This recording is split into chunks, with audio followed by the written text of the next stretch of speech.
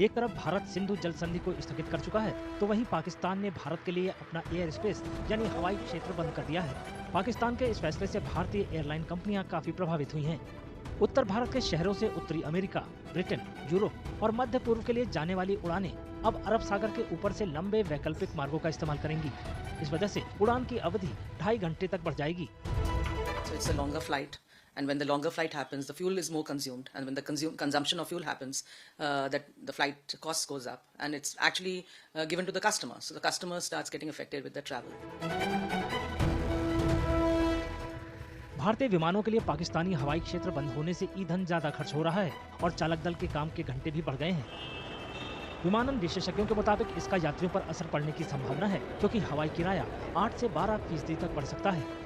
इसके अलावा पश्चिमी देशों की ओर जाने वाली उड़ानों को लंबे समय तक रुकना पड़ सकता है। हालांकि ये अब तक साफ नहीं है कि पाकिस्तानी हवाई क्षेत्र बंद होने से कुल कितनी उड़ानें प्रभावित होंगी। I think close to 400 to 500 flights westbound might be affected, because eastbound flights will not be affected, and I said certain flights. So maybe people will divert, or flights from Bombay will come to Delhi first and then go to Europe.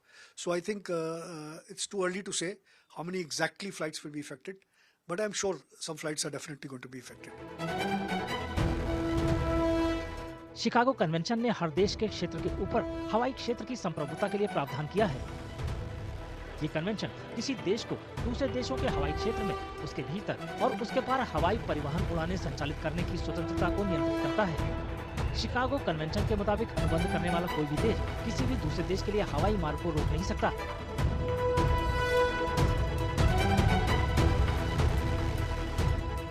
It is a problem, but it has to be dealt with in a more innovative way, so that the other side also feels that whatever measures they have taken, which is against the conventions, the Chicago Convention, wherein it is very clearly written in the Article 9 that the airspace above a nation is their sovereign territory, but they cannot discriminate between the airlines. If they want to close an airspace, they can close an airspace because of emergency or any eventuality, but they cannot single out one particular registration or airlines or country.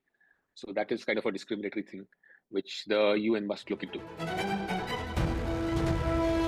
Chicago convention के मुताबिक पाकिस्तान को हवाई मार्ग रोकने का अधिकार तो नहीं है, लेकिन ये भी सच है कि फिलहाल उसने भारतीय विमानों के लिए अपना हवाई मार्ग रोक दिया है। पाकिस्तान के इस फैसले से भारतीय विमानन कंपनियों की लागत काफी बढ़ जाएगी और इसका असर हवाई यात्रियों पर भी पड़ेगा।